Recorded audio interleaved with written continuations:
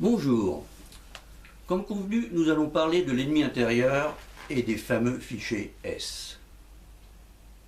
Le ministère de l'Intérieur estime à environ 20 000 le nombre de fichiers S, dont 4 000 à 5 000 sont jugés très dangereux, susceptibles de passer à l'action.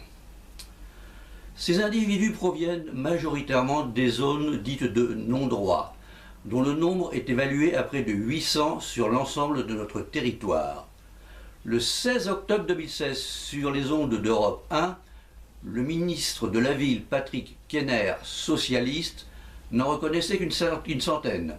Certes, c'est un chiffre à minima, mais pour la première fois, un membre de gouvernement reconnaissait l'existence de telles zones. Ces zones dites de non-droit sont inacceptables. Il est impératif de reprendre possession de tous ces territoires hors la loi. Par la force si nécessaire, force doit rester à la loi.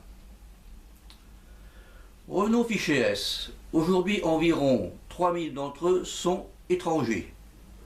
Il faut les expulser, car il n'y a aucune raison de les garder chez nous. Rien n'interdit leur expulsion. Nous préconisons également que tout individu convaincu de contact de quelque nature que ce soit avec une puissance étrangère ennemie ou avec des terroristes soit condamné pour intelligence avec l'ennemi selon l'article 411.4 du Code pénal. Cet article prévoit des sanctions jusqu'à 30 ans de détention et 450 000 € d'amende.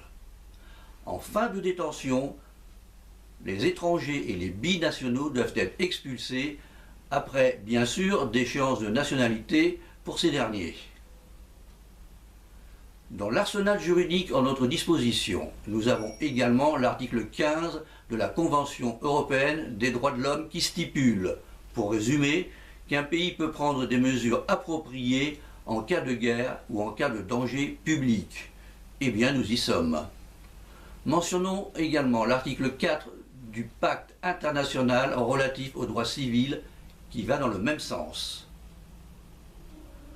En résumé, cela établit que nous possédons les outils juridiques nécessaires pour appréhender les individus les plus dangereux, fichiers S ou autres, et les placer en détention administrative préventive.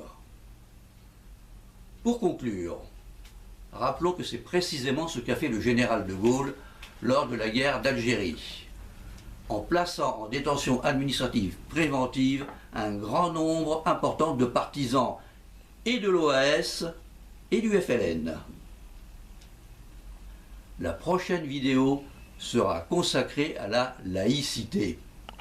Vaste programme, comme disait le général de Gaulle. Rappelons nos coordonnées. demoxydant.centerblog.net, adresse mail, demoxydant@gmail.com. À bientôt.